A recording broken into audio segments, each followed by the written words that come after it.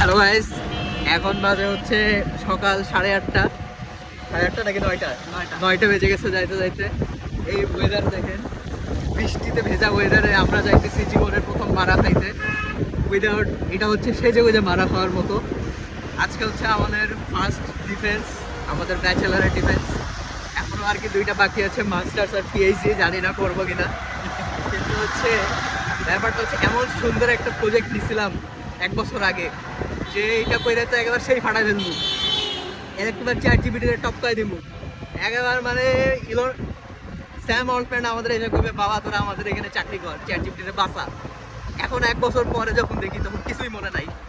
Project শুরু করছিলাম একটা দিয়ে, সেই নোবেলটি দিয়া, এখন আইসা দেখি একবার মানে টেনে টুনে বের করতে হচ্ছে নোবেলটি, আর একটা পাওয়া যায় কিনা। কালকে রাতে পুরো মুখস্থ করছে 2জন মিলা যে কি কি করবো, কি কি আসবে নাকি। এখন দেখি যে আমাদের নোবেলটি হচ্ছে শুধু তারের কানেকশন, মানে রাউটার, এই কোন মডেল নিব এছাড়া আর কিছুই নাই। এখন কি যে করবো, 1 বছর ধরে যে কি যে করছি এটাই নিজেই জানি না।